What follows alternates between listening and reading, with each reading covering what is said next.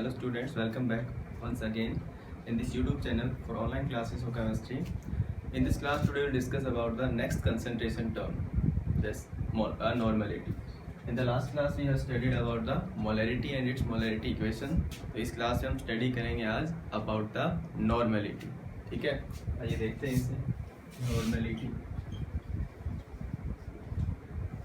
जिस तरीके से हमने लास्ट में पढ़ा था कि मोलरिटी अपने आप में कंसंट्रेशन टर्म होता है जिससे हम केमिस्ट्री लैब के अंदर हम केमिकल्स की कंसंट्रेशन के यानी सोल्यूट कितना प्रेजेंट है, सॉल्यूशन कितना है, उसके अंदर हम कंसंट्रेशन का पता लगा सकते हैं और अपने कुछ न्यूमेरिकल प्रॉब्लम को भी सॉल्व करते हैं. राइट, तो आज इस क्लास में ये सीखेंगे कि नॉर्मलिटी क्या होता है, किस तरीके से इसको हम केमिस्ट्री लैब में इस्तेमाल करते हैं और कैसे इसको कैलकुलेट फाइंड आउट किया जाता है.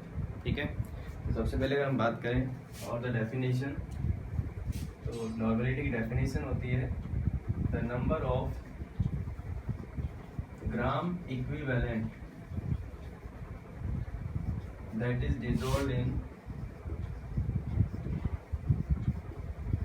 पर litre of solution is called its normality. इसका मतलब 1 लीटर अगर हमारे पास सॉल्यूशन है तो उसमें कितने ग्राम इक्विवेलेंट उसमें कोई सॉल्यूट प्रेजेंट है तो उसे हम क्या कहेंगे, उसका नॉर्मलिटी. लास्ट क्लास में हमने पढ़ा था मोलरिटी. तो मोलरिटी में क्या डेफिनेशन होती है, the number of moles of solute that are dissolved in per litre of solution. तो जो ग्राम इक्विवेलेंट है, ग्राम इक्विवेलेंट हमेशा हम किसके लेंगे यहाँ पर, सॉल्यूट. राइट, तो अब बात आती है कि इसका न्यूमेरिकल पोर्शन कैसे हम सॉल्व करते हैं, कैसे हम इसके रिलेशंस ड्राइव करते हैं. तो सबसे पहले हम बात करें, it is denoted by capital letter N. N से इसको लिखा जाता है and the unit of normality. देखो नॉर्मलिटी यूनिट लिखते वक्त सीधा हम एन लिख देते हैं जिसका मतलब होता है नॉर्मल, 0.2 नॉर्मल, 0.5 नॉर्मल. लेकिन इसकी यूनिट की बात करें तो यूनिट क्या बन गई, ग्राम इक्विवेलेंट पर लीटर. ग्राम इक्विवेलेंट पर लीटर शॉर्ट फॉर्म लिख देते हैं ऐसा. राइट, तो उसके बाद बात आती है फॉर्मूले की. तो नॉर्मलिटी इज इक्वल्स टू हो गया ग्राम इक्विवेलेंट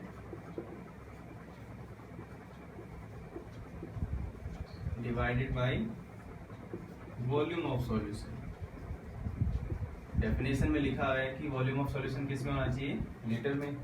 लेकिन जो ये फॉर्मूला है, ये फॉर्मूला हम पुट तो कर सकते हैं लेकिन मोस्टली क्वेश्चंस के अंदर हमें अमाउंट जो सॉल्यूशन है वो लीटर में नहीं गिवन होता और हमें ग्राम इक्विवेलेंट भी गिवन नहीं होते. तो ग्राम इक्विवेलेंट हमें कुछ फाइंड आउट करने पड़ते हैं अकॉर्डिंग टू द क्वेश्चन और इसकी वॉल्यूम भी. तो हम करते क्या हैं, इस फॉर्मूले को थोड़ा सा सिंप्लीफाई करते हैं. ग्राम इक्विवेलेंट होता क्या है, किसी भी सब्सटेंस के मास को अगर उसके इक्विवेलेंट मास से हम डिवाइड कर दें तो क्या बन जाता है वो, उसका ग्राम इक्विवेलेंट. तो इसको हम सिंप्लीफाई कर सकते हैं क्या, मास of solute divided by gram equivalent है तो इसको क्या करते हैं हम लोग, डिवाइडेड बाय इक्विवेलेंट मास या wait of solute. Volume of solution litre में था तो यहाँ लिख देते हैं हम लोग volume of solution in millilitre. और मिलीलीटर से लीटर बनाने के लिए हम क्या करेंगे, इसको 1000 से डिवाइड कर देंगे. तो ये हमारे पास आगे एक simplified formula calculate the normality of solution.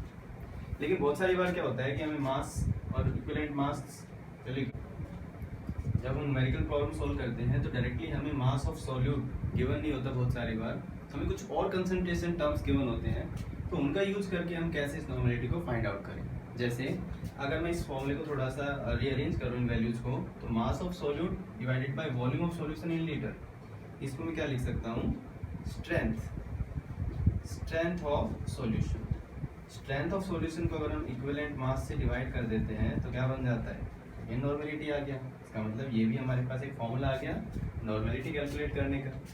और देखिए जैसे mass by weight percentage multiply by 10 divided by equivalent mass of solute, ये भी हमारे पास एक नया फॉर्मूला आ गया. अगर हमें किसी सॉल्यूशन का mass by volume percentage given है तो भी हम उसका नॉर्मेलिटी कैलकुलेट कर सकते हैं। इन सारे के सारे फॉर्मूले में एक खास बात क्या है, वो ये है, इनमें हर जगह लिखा हुआ है equivalent wait, equivalent mass, equivalent weight.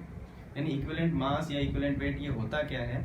अब हमारा सबसे पहला काम यही होता है नॉर्मेलिटी पढ़ते वक्त। इसमें नई चीज़ कौन सी आई है, equivalent weight of A solute. ये क्या होता है, यही हम ज़्यादा स्टडी करेंगे इस क्लास के अंदर। बाकी के जो प्रॉब्लम्स हैं वो हम आज भी स्टडी करेंगे और नेक्स्ट क्लास के अंदर भी पढ़ पाएंगे।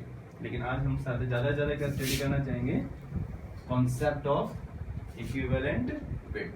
ठीक है, स्टार्ट करते हैं। Concept of equivalent weight. अभी तक हमने सिर्फ पढ़ा है atomic weight, molecular weight. Atomic weight और मॉलिक्यूलर वेट को स्टडी करने के बाद हम नेक्स्ट स्टार्ट करते हैं आज इक्विवेलेंट वेट क्या होता है। देखिए, वेट का मतलब है अमाउंट ऑफ सब्सटेंस ही होता है, कितना अमाउंट होता है ये हमें देखना है। ठीक है, देखो अगर हम डेफिनेशन की बात करें तो the weight of a substance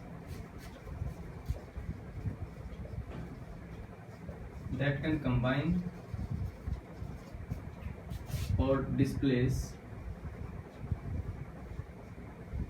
1.008 gram of hydrogen or can combine or displace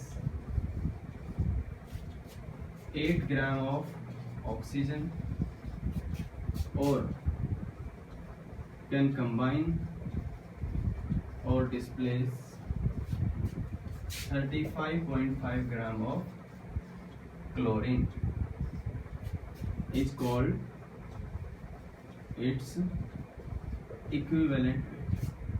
देखो, इक्विवेलेंट वेट किसी भी सब्सटेंस का वो वेट होता है अगर वो हाइड्रोजन के साथ कंपाउंड बनाता है, ऑक्सीजन के साथ कंपाउंड बना पाता है या क्लोरीन के साथ कंपाउंड बना पाता है, तो हम उसको डिफाइन कर पाएंगे कि उसका इक्विवेलेंट वेट होता है। किसी भी सब्सटेंस का वो वेट जो 1.008 ग्राम ऑफ हाइड्रोजन को या तो अपने साथ कंबाइन करे या उसे डिस्प्लेस करे, या फिर वो 8 ग्राम ऑफ ऑक्सीजन को अपने साथ या तो कंबाइन कर सके या फिर उसे डिस्प्लेस कर सके, या फिर 35.5 ग्राम ऑफ क्लोरीन को या तो वो अपने साथ कंबाइन कर सके या डिस्प्लेस कर सके।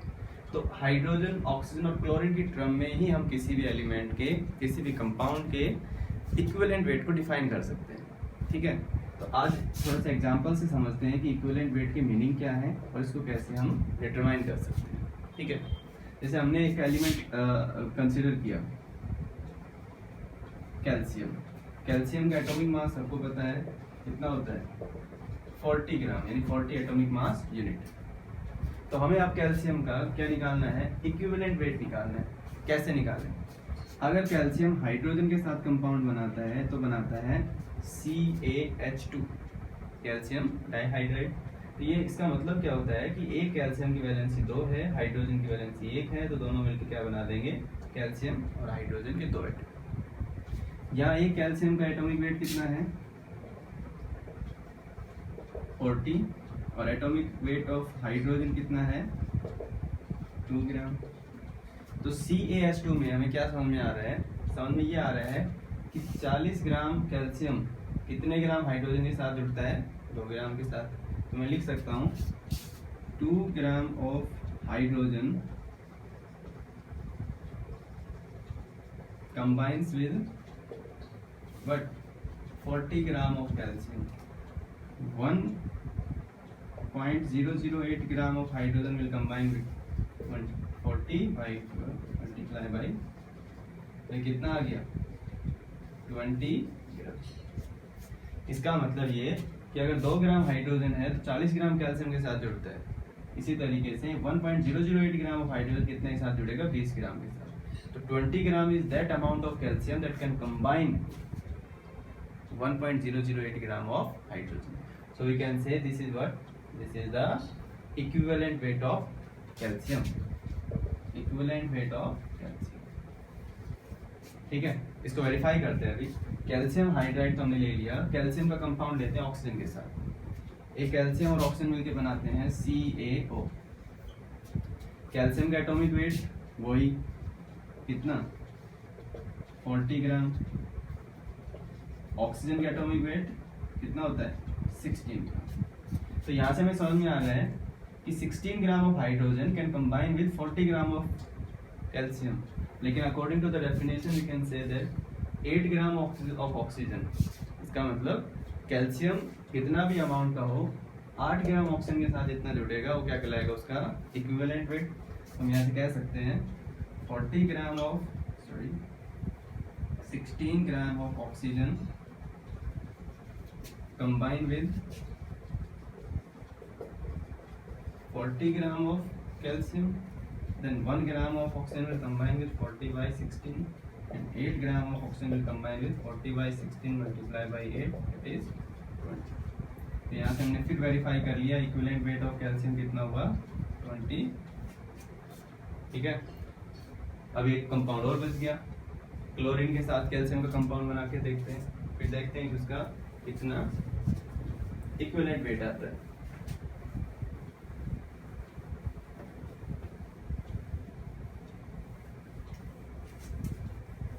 अगर कैल्शियम का कंपाउंड बने क्लोरीन के साथ तो कुछ ऐसा कंपाउंड बनता है। एक कैल्शियम का एटॉमिक वेट कितना होता है 40 यूनिट और एटॉमिक वेट ऑफ क्लोरीन का कितना होता है 70। एक क्लोरीन का होता है 35.5, तो दो क्लोरीन का कितना हो गया 70 ग्राम। तो according to the definition calcium का वो वेट जो 35.5 ग्राम क्लोरीन के साथ जुड़े उसे क्या कहेंगे उसका इक्विवेलेंट वेट। लेकिन हम यहाँ देख पा रहे हैं 71 ग्राम जो क्लोरीन है वो कितने अमाउंट ऑफ कैल्शियम के साथ जुड़ता है 40 ग्राम के साथ। तो हम लिख सकते हैं 71 gram of chlorine combine with 40 gram of calcium. तो 1 ग्राम क्लोरीन कितने के साथ जुड़ेगा 40 by 71, तो 35.5 ग्राम ऑफ क्लोरीन कितने अमाउंट के साथ जुड़ पाएगा, ये जुड़ पाएगा 40 by 71 मल्टीप्लाई बाय 35.5। अगेन ये कितना आ गया। तो इन तीनों एग्जाम्पल से हमें समझ में आया कि कैल्शियम का इक्विवेलेंट वेट 20 ग्राम होता है। वो क्यों होता है, क्योंकि 20 ग्राम कैल्शियम वो अमाउंट है जो 1.008 ग्राम ऑफ हाइड्रोजन के साथ कंबाइन होता है। 20 ग्राम ऑफ कैल्शियम वो अमाउंट है जो 8 ग्राम ऑक्सीजन के साथ कंबाइन होता है। 20 ग्राम ऑफ कैल्शियम वो अमाउंट है जो 35.5 ग्राम ऑफ क्लोरीन के साथ कंबाइन होता है। ठीक है, तो ये तो बात हुई इक्विवेलेंट वेट होता क्या है समझ पाए। अब इक्विवेलेंट वेट अलग अलग कंपाउंड का अलग अलग होता है, कैलकुलेट कैसे करें ये समझना ज़्यादा जरूरी है। तो अब हम क्या करते हैं, method of calculation of equivalent weight. Calculation of equivalent weight. देखो जब भी हम कोई सॉल्यूशन बनाते हैं तो बहुत सारे टाइप के कंपाउंड्स के सॉल्यूशन बनाते हैं। एसिड के बना सकते हैं, बेस के बना सकते हैं, सोल्ट्स के बना सकते हैं, ठीक है, एलिमेंट्स के बना सकते हैं, ऑक्सीडाइजिंग एजेंट, रिड्यूसिंग एजेंट्स के बना सकते हैं, ठीक है, केटाइन एनाइंस के बना सकते हैं। तो इन सब के इक्विवेलेंट वेट कैसे कैलकुलेट करते हैं वो हम देखने वाले हैं। सबसे पहले बात करें एसिड्स के लिए। एसिड का इक्विवेलेंट वेट कैसे कैलकुलेट करते हैं। देखो एसिड का मतलब होता है कोई भी एसिड जो होता है वो सॉल्यूशन के अंदर क्या प्रोड्यूस करता है, H पॉजिटिव आयन। एक एसिड कितने H पॉजिटिव आयन प्रोड्यूस करता है उसे हम बोलते हैं बेसिसिटी। बेसिसिटी क्या होता है, number of H positive ion given by N acid. एक एसिड किसी सॉल्यूशन में एक molecule of acid, one molecule of acid कितने H पॉजिटिव आयन प्रोड्यूस करता है उसे हम क्या बोलते हैं बेसिसिटी। तो किसी भी एसिड का इक्विवेलेंट वेट कितना होता है, molecular weight of N acid divided by its basicity. ठीक है, तो किसी भी एसिड का जो भी मोलिकुलर वेट है उसको बेसिसिटी से डिवाइड कर देते हैं, क्या आ जाएगा उसका इक्विवेलेंट वेट। जैसे अगर हम बात करें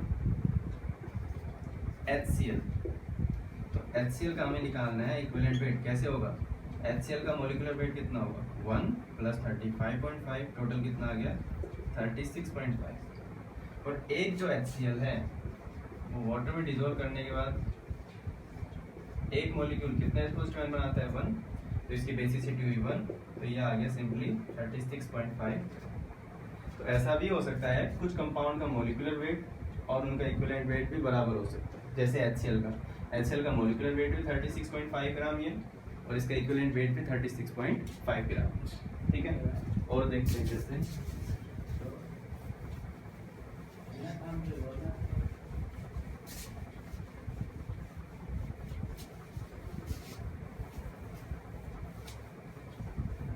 एक और एग्जांपल देखते हैं, H2SO4। अगर सल्फ्यूरिक एसिड का कोई कंपाउंड है तो उसका इक्विवेलेंट वेट कैसे कैलकुलेट करें? Equivalent weight is equals to कितना होता है भाई, molecular weight of acid divided by its basicity. तो जो सल्फ्यूरिक एसिड का मॉलिक्यूल है जब कोई सॉल्यूशन बनाता है तो अपने अंदर से कितने H पॉजिटिव आयन डोनेट करता है भाई, प्रोड्यूस करता है 2 H पॉजिटिव आयन। तो सल्फ्यूरिक एसिड की बेसिसिटी कितनी हुई 2, इसलिए इसका इक्विवेलेंट वेट कितना हुआ, equivalent weight of sulphuric acid is equals to इसका मोलिकुलर वेट डिवाइडेड बाय 2। जो मोलिकुलर वेट है वो कितना होता है सल्फ्यूरिक एसिड का 98, कितना आ गया 49 का। ये तो बात किसके लिए थी, एसिड्स के लिए। एक एसिड का इक्विवेलेंट वेट हम कैसे निकालें? अगर एसिड के अंदर एक ही H पॉजिटिव आयन मिलता है हमें तो उसको 1 से डिवाइड करेंगे मोलिकुलर वेट को। अगर किसी एसिड के मोलिक्यूल से 2 H पॉजिटिव आयन मिलते हैं तो उसके मोलिकुलर मास को 2 से डिवाइड करेंगे। अगर किसी भी एसिड के हमें 3 H पॉजिटिव आयन मिलते हैं तो उसके मोलिकुलर वेट को हम किससे डिवाइड करेंगे 3 से। ठीक है, तो ये तो बात हुई कि हम इक्विवेलेंट वेट ऑफ एसिड कैसे कैलकुलेट करें। अब हम देखते हैं equivalent weight of base. Base का मतलब होता है कि एक ऐसा कंपाउंड जो क्या प्रोड्यूस करे OH नेगेटिव आयन।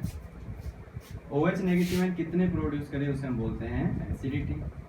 एसिडिटी का मतलब होता है the number of OH negative ions given by a base molecule.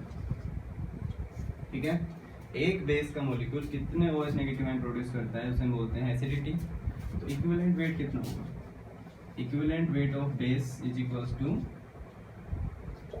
It's molecular weight divided by its acidity. यानी सेम बात है वही जो एसिड के लिए था वही बेस के लिए। Number of H positive ion basicity होता है, डिवाइड कर देंगे। Number of OH negative ion acidity होता है, इसे डिवाइड कर देंगे। एग्जांपल देखो, NaOH एक वेल नोन बेस है सोडियम हाइड्रोक्साइड। तो इसका सॉल्यूशन बनता है तो एक सोडियम हाइड्रोक्साइड से एक Na पॉजिटिव बनता है और एक OH नेगेटिव। तो सोडियम हाइड्रोक्साइड की एसिडिटी कितनी हुई 1, तो इसका इक्विवेलेंट वेट कितना हुआ, इसका molecular weight divided bye 1 is 40। इसका मोलिकुलर वेट और इक्विवेलेंट वेट दोनों ही बराबर होते हैं, कितने होते हैं 40 ग्राम। तो ऐसे में हम समझ पाए कि एसिड और बेस के इक्विवेलेंट वेट हम कैसे डिटरमाइन करें। और देखो आगे,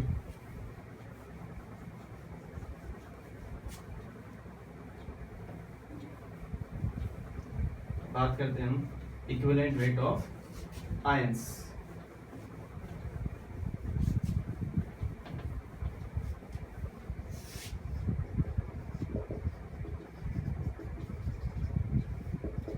आयंस होते हैं 2 टाइप के, राइट। अब हमें करना क्या है, तो इक्विवेलेंट वेट जब भी हम किसी आयन का निकालते हैं तो उसके मोलिकुलर वेट को डिवाइड कर देते हैं हम लोग magnitude of charge. Molecular weight का मतलब है कि उसमें जो भी एलिमेंट्स प्रेजेंट हैं उन सभी के एटॉमिक मास को हम ऐड करें, और उस पर अगर प्लस चार्ज है, +2 चार्ज है तो उसको 2 से डिवाइड करें, +1 चार्ज है तो उसको 1 से डिवाइड करें, -2 चार्ज है तो भी उसको +2 से ही डिवाइड करें। इसका मतलब होता है कि मैग्नीट्यूड ऑफ चार्ज। अगर नेगेटिव चार्ज है तो भी हम उसको प्लस वैल्यू से ही क्या करें, डिवाइड करें। तो जैसे हम बात करें अगर O2 नेगेटिव, हमें O2 नेगेटिव यानी ऑक्साइड आयन का क्या निकालना है, इक्विवेलेंट वेट। कैसे करें, equivalent weight of O2 negative कैसे निकालेंगे, ऑक्सीजन का एटॉमिक वेट कितना होता है 16 डिवाइडेड बाय मैग्नीट्यूड ऑफ -2। इसका मतलब कितना हो गया, ये +2 ही हो गया, तो कितना आ गया sulphide ion. Equivalent weight of sulphide ion कितना हो गया? सल्फर का एटॉमिक वेट होता है 32 divided by 16 gram. Sodium positive ion, तो equivalent weight of sodium positive ion कितना होगा? एक सोडियम का एटॉमिक मास होता है 23 डिवाइडेड बाय, वैसे प्लस चार्ज है तो प्लस से कितना चार्ज है उससे हम डिवाइड कर देंगे। इसका मतलब, कहने का मतलब ये हुआ कि किसी भी आयन का इक्विवेलेंट वेट कैलकुलेट किया जा सकता है, उसके मॉलिक्यूलर वेट को उसके मैग्नीट्यूड ऑफ चार्ज से डिवाइड कर देते हैं। ठीक है, ये तो बात है मोनो एटॉमिक आयंस की, तो हमने एटॉमिक वेट लिख दिया। अगर मोनो एटॉमिक आयन ना हो, मल्टी एटॉमिक आयन हो, जैसे सल्फेट आयन SO4 नेगेटिव, इन सभी के एटॉमिक वेट को जोड़ेंगे, इसको 2 से डिवाइड कर देंगे, क्या आ जाएगा हमारे पास इसका इक्विवेलेंट। ठीक है, तो ये भी आपको समझ आ गया होगा। अब बात आती है सॉल्ट्स की। Next, equivalent weight of salt. एक सॉल्ट का मतलब होता है जैसे NaCl एक सॉल्ट है। एक सॉल्ट का मतलब होता है कि ऐसा कंपाउंड जिसमें कैटायन और एनायन बराबर अमाउंट में पाए जाएं। बराबर अमाउंट मतलब बराबर इक्वल एंड अपोजिट चार्ज में पाए जाए। नंबर ऑफ आयंस अलग हो सकते हैं, इट्स ओके, वो उनकी बैलेंस पे डिपेंड करता है, लेकिन जिसपे प्लस और माइनस चार्ज की अमाउंट बराबर हो उन्हें क्या बोलते हैं? सॉल्ट्स। अब बात आती है कि सॉल्ट्स का इक्विवेलेंट वेट कैसे निकालें। इक्विवेलेंट वेट ऑफ सॉल्ट का मतलब है कि किसी भी सॉल्ट का जो मॉलिक्यूलर मास है, उस मॉलिक्यूलर मास को हम क्या बोलते हैं? Formula mass. मैंने आपको बताया था पहले भी, जो भी मॉलिक्यूलर मास होता है किसी सॉल्ट के लिए लिखा जाता है तो उसको हम बोल देते हैं फॉर्मूला मास। मॉलिक्यूलर मास ही है, लेकिन लिखने के लिए हम फॉर्मूला मास लिखते हैं इसको। क्यों? क्योंकि कोई भी सॉल्ट है वो फॉर्मूला यूनिट्स में प्रेजेंट होते हैं, मॉलिक्यूल नहीं होते, फॉर्मूला यूनिट्स में प्रेजेंट होते हैं। तो फॉर्मूला मास को किससे डिवाइड करते हैं हम लोग?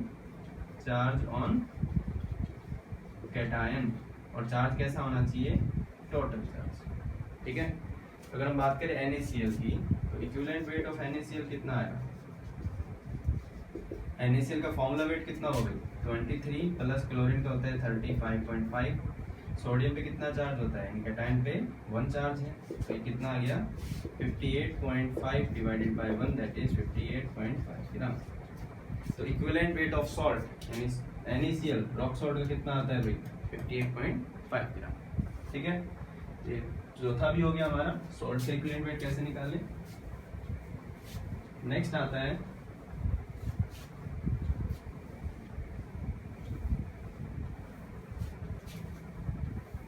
Element.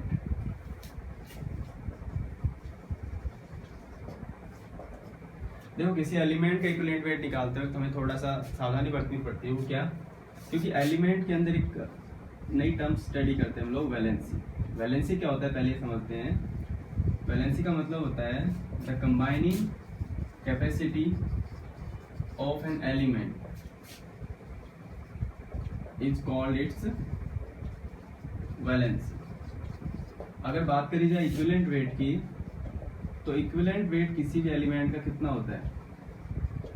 Equivalent weight of an element is equals to its atomic weight divided by its valence. Simple सा फॉर्मूला तो ये होता है कि किसी भी एलिमेंट का इक्विवेलेंट वेट निकालना है तो उसके एटॉमिक वेट को उसकी वैलेंसी से डिवाइड कर दो। जैसे बात करें हम equivalent weight of calcium, calcium का एटॉमिक वेट 40 होता है, इसकी वैलेंसी 2, तो आ गया।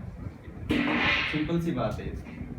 लेकिन प्रॉब्लम क्या होती है कि कुछ एक ऐसे एलिमेंट होते हैं जिनकी वैलेंसी वेरी कर जाती है। ठीक है, इसका मतलब वैलेंसी वेरिएबल होती है, मतलब जो बदलती रहती है। जैसे कॉपर क्लोराइड बनाता है और कॉपर ये क्लोराइड बनाता है, इन दोनों में कॉपर की वैलेंसी अलग अलग है। इसका मतलब दोनों में कॉपर की वैलेंसी अलग अलग है, तो इनके इक्विवेलेंट वेट भी अलग अलग होंगे। तो इसीलिए कहा जाता है कि जो एलिमेंट की जो भी इक्विवेलेंट वेट है वो फिक्स नहीं होता, बाकी सभी चीज़ों का यानी सभी कंपाउंड्स का इक्विवेलेंट वेट फिक्स होता है, जबकि एलिमेंट का इक्विवेलेंट वेट फिक्स नहीं होता। क्यों? क्योंकि एलिमेंट का इक्विवेलेंट वेट किस पे डिपेंड करता है? वैलेंसी पे, और वैलेंसी क्या हो सकती है? Variable, right. तो हम लास्ट में स्टेटमेंट बोल सकते हैं, the equivalent weight of an element is not fixed, whereas the equivalent weight of other compounds or species can be fixed. ऐसा इसलिए because the equivalent weight of element depends upon valency and the valency may be variable, right? तो ये बात हुई elements के लिए।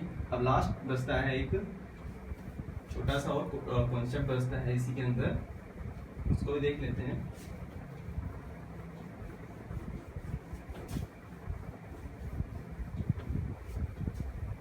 अगर हम कोई सॉल्यूशन बना रहे हैं जिसमें किसी ऑक्सीडाइजिंग एजेंट या रिड्यूसिंग एजेंट का हमें इस्तेमाल करना पड़ जाए, तो उस समय उस रिड्यूसिंग एजेंट या ऑक्सीडाइजिंग एजेंट के कारण उसका इक्विवेलेंट वेट कितना होगा वो कैसे कैलकुलेट करें, ठीक है। ये लास्ट बचता है equivalent weight of oxidising and reducing agent. Simple सा फॉर्मूला है इक्विवेलेंट वेट ऑफ ऑक्सीडाइजिंग और रिड्यूसिंग एजेंट। ऑक्सीडाइजिंग एजेंट या रिड्यूसिंग एजेंट अपने आप में जो भी कंपाउंड है उसका क्या लिख लीजिए पहले, मॉलिक्यूलर वेट। ऑक्सीडाइजिंग एजेंट और या फिर रिड्यूसिंग एजेंट के अंदर जितने भी नंबर ऑफ इलेक्ट्रॉन ट्रांसफर होते हैं उससे उसको डिवाइड कर दीजिए। अगर कोई कंपाउंड है जिसकी ऑक्सीडेशन स्टेट +6 से किस में कन्वर्ट हो गई +3 में, कितना चेंज हुआ, 3 चेंज आया, तो उस कंपाउंड के मॉलिक्यूलर वेट को किससे डिवाइड कर देंगे आप, 3 से। ऐसे बहुत कम क्वेश्चन आते हैं अभी 11th क्लास के अंदर। बाकी नेक्स्ट जब हम कॉम्पिटिटिव एग्जाम्स की स्टडी करते हैं तो उस समय बहुत ज़्यादा क्वेश्चन बन जाते हैं ऐसे। तो ये आने वाली क्लासेज में भी हम स्टडी करेंगे। हमारा एक चैप्टर आएगा रेडॉक्स रिएक्शन, उसमें हम सारा का सारा ये देखेंगे ही, कोई प्रॉब्लम ही नहीं है। तो तब तक हम क्या करते हैं, सिर्फ सिंप्लीफाई करके इसको सिर्फ ये इतना समझ लेते हैं कि किसी भी कंपाउंड का मॉलिक्यूलर वेट वो ऑक्सीडाइजिंग एजेंट है या रिड्यूसिंग एजेंट, ठीक है, जितने इलेक्ट्रॉन ट्रांसफर कर रहा है उसे डिवाइड कर देंगे, उसका क्या आ जाएगा, इक्विवेलेंट वेट, ठीक है। तो ये भी बात हुई। तो अभी तक इस क्लास में हमने ये सीखा है कि नॉर्मेलिटी क्या होती है, और नॉर्मेलिटी के फॉर्मूले में एक बात आई थी इक्विवेलेंट वेट क्या होता है, तो हमने वो सीखा है, ठीक है। अब नॉर्मेलिटी में छोटा सा क्वेश्चन कर लेते हैं, फिर आज की क्लास फिनिश करते हैं। Calculate the normality of A solution obtained by mixing 9.8 gram of sulfuric acid in water to prepare 200 ml of solution। इसका मतलब एक सॉल्यूशन है जिसका अमाउंट कितना है वॉल्यूम में 200 ml, किसका कंपाउंड है, सल्फ्यूरिक एसिड का। अमाउंट ऑफ सॉल्यूट कितना है 9.8 ग्राम। हमें क्या निकालना है, नॉर्मेलिटी जो गिवन है उसको सबसे पहले लिख लेते हैं। मास ऑफ सल्फ्यूरिक एसिड कितना है भाई 9.8 ग्राम। मोलिकुलर मास कितना होता है सल्फ्यूरिक एसिड, बहुत बार हमने कैलकुलेट किया है, कितना होता है भाई 98 ग्राम। अब हमारा काम है नॉर्मेलिटी निकालते वक्त इक्विवेलेंट वेट कैलकुलेट कर। देखो सल्फ्यूरिक एसिड है, सल्फ्यूरिक एसिड का एक मॉलिक्यूल कितने H पॉजिटिव आयन देता है, 2 H पॉजिटिव आयन। इसका मतलब इसका इक्विवेलेंट वेट कितना होगा, इसका molecular weight divided by 2 is 49 gram. Volume of solution कितना है, वॉल्यूम ऑफ सॉल्यूशन कितना गिवन है 200 ml। और नॉर्मेलिटी का फॉर्मूला क्या होता है, क्या होता है, mass of solute equivalent mass of यानी equivalent weight of solute volume of solution, और वो भी किसमें, मिलीलीटर में, डिवाइड कर दिया। Normality is equal to mass of solute कितना है 9.8 gram, equivalent weight of sulphuric acid कितना होता है 49, वॉल्यूम ऑफ सॉल्यूशन कितना है 200 ml सॉल्यूशन गिवन है, लीटर में कन्वर्ट करने के लिए 1000 से डिवाइड कर दिया। ये कितने में कैंसिल आउट हुआ भाई, ये हुआ 0.2 और ये हुआ 5 पे, तो ये आ गया 5 मल्टीप्लाई बाय 0.2 दैट इज 1। कितना हुआ ये 1। इसका मतलब दिस इज 1 ग्राम इक्विवेलेंट पर लीटर। ये अपने आप में इसकी यूनिट होती है, उसको सिंपली क्या लिख सकते हैं 1 normal is the solution of this particular question. So we can say अगर हम 9.8 ग्राम सल्फ्यूरिक एसिड लें 200 ml सॉल्यूशन बनाएं तो उस सॉल्यूशन की नॉर्मलिटी कितनी होगी 1 नॉर्मल सॉल्यूशन। ठीक है, तो इस क्लास में हमने आज नॉर्मलिटी के बारे में सीखा है कि नॉर्मलिटी होती क्या है। नॉर्मलिटी के अंदर एक नई टर्म आई थी, कॉन्सेप्ट आया था इक्विवेलेंट वेट का। इक्विवेलेंट वेट क्या होता है ये सीखा हमने। अलग अलग कंपाउंड का इक्विवेलेंट वेट अलग अलग तरीकों से निकाला जाता है, acid, base, salts, elements, ions, reducing agent, oxidising agent, ये सब तो ये भी हमने सीखा। तो नेक्स्ट क्लास में हम क्या करेंगे, नॉर्मलिटी के ऊपर जो भी प्रॉब्लम्स हैं वो सीखेंगे और नॉर्मलिटी और मोलरिटी के बीच में रिलेशन सीखेंगे। ठीक है, तो आज की क्लास आपको समझ में आई होगी। इसमें अगर कोई डाउट्स है आपको तो आप कमेंट कर सकते हैं। इस वीडियो को लाइक करें, चैनल को सब्सक्राइब करें ताकि आपको ऐसी आसानी से आने वाली वीडियोस अच्छे से मिल जाए। ठीक है, थैंक यू।